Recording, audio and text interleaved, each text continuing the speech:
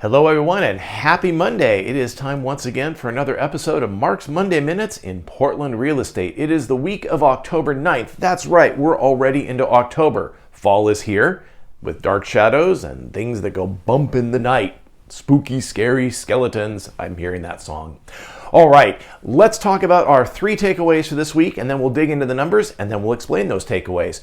First of all, mortgage rates have hit 8%. That we are officially there. Okay. And they're probably going to remain here for a while, so this is going to obviously cause some affordability issues.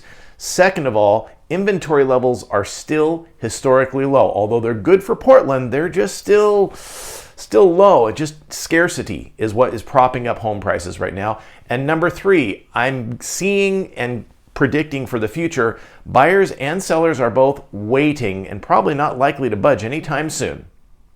Now, what's the takeaway from this?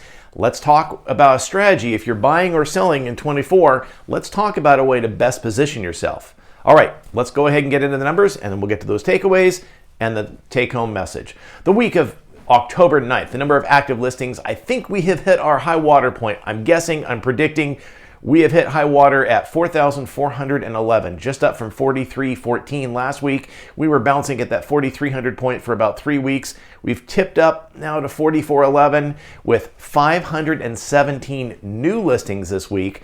That's a good number. I'm surprised actually for this time of the year. And yet the number of pending homes, 368 in the last week. The number of sold homes in the last week, 288. These are an artifact. This number is a little bit lower because these were homes that would have gone into contract right around Labor Day weekend when people were getting ready to go back to school. It's the last 3-day holiday of the summer. So number of homes that went in contract that first 2 weeks of September will have dropped. This is the week they would record as sold. Now, the number of homes with a price adjustment, 1,203. We're still at that 27.3% of listings have had a price adjustment. Normally, we see this at about a third across the market, across the year. So, Portland is below. That is, there are fewer homes in Portland that have had a price adjustment than the national level, which has been sitting around 37%. So, Portland's ahead in a positive way, in that way. The number of homes coming to market in the next 2 to 3 weeks, 21 days, 31. These are the coming soon no showings, the listings that I know they're coming, and I can share with you if I know that you're looking. Happy to help you. Just need to reach out to me, Mark, and I can help you. Now, the number of homes sold in the last 30 days, 1,446, tracking slightly downward, giving us roughly a 3-month supply. I think we're going to probably see here for the month of August, we'll come up to that point of about 3.1 months worth of inventory. Why is that? Again, buyers, I suspect, are going to pull back now that interest rates hit 8%, just like they did last year about this same time. Now, let's talk about those 4-car garage homes, the homes that we just all love and dream about how many cars we can put in that garage. Homes with a 4-car garage, 118 currently on the market, 37 of which are under $1 million. New, 5 of these homes were new to the market this week with only one under $1 million. Okay.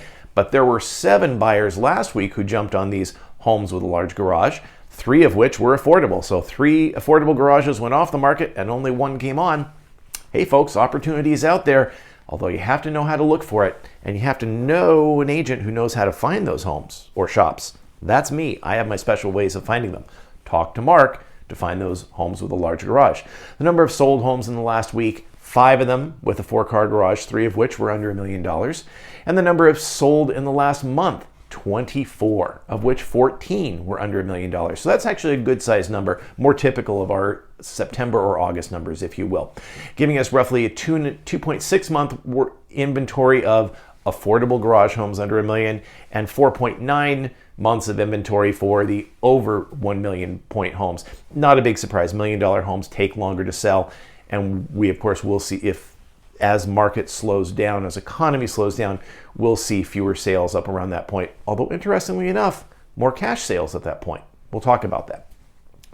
Okay, now let's talk about those 3 takeaways. First of all, mortgage rates have hit 8%, and they're likely to remain here for a while. What we saw last year in July and October, those are the 2 times where mortgage rates bumped above 5.5%, and then it went up to 7%. Those 2 points in the market, when the mortgage interest rates went there, buyer activity just pulled back, just dropped, not like a rock, but just dropped. Buyers just said, hey, hold on, this is not so affordable. First-time buyers absolutely get squeezed out because of affordability. And move-up buyers also are limited because they have to sell the first house to buy the move-up house. Now, if you are a buyer or if you are a seller who's stuck in this in between, you're ready to move up because of relocation, because of a larger family, because of some other situation, we need to get you to talk to a lender about what is called a cross-collateral loan. This is an interim loan, which, as long as you qualify for, allows you to make a purchase first and then put your home on the market to sell. We used to know these as bridge loans, and done appropriately, they have a good use in the market. But you want to talk to a lender and ask them about cross-collateral loans. These work, especially if you have equity in your existing home. This could be the solution that allows you to get through this transition. Second of all, inventories again. Inventory levels are still low. As we approach the holidays, the number of new listings is going to drop. We saw more this week. I was a bit surprised.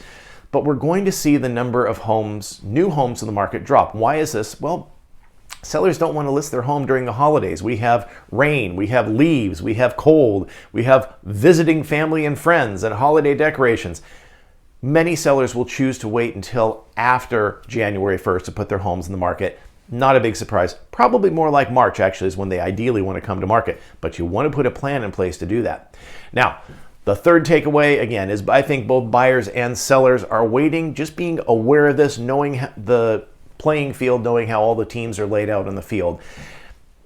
I don't think either side's ready to budge sooner right now. I think they're both just going to wait, see what the weather, see what the rates, mortgage rates, economy, how this is going to shake out. Fewer homes will be available. Fewer homes will go under contract, and yet homes will still sell. There are still buyers and sellers buying and selling in the market. Just because we have a drop of X% means that all the balance are still buying and selling. If you are thinking of selling a home in 24, talk to me. Why is that? Because the best homes sell in the second quarter of any given year, and they command a premium at that time of the year due to demand. That's when buyer activity takes off, and the best price homes are most attractive at that point. The weather's improving, your garden looks fresh, families are thinking about school year changes. That's why that second quarter, March to June, is just so important. If you're thinking of selling in 2024, call me so we can put a plan together. Sellers, let's get a plan to get the best price for your home. And buyers, let's find a way to get the best value for your purchase, because that's what you're looking for. All right, call me, Mark. I'll be able to help you in 24. That's it for the week of October 9th. Have a wonderful week.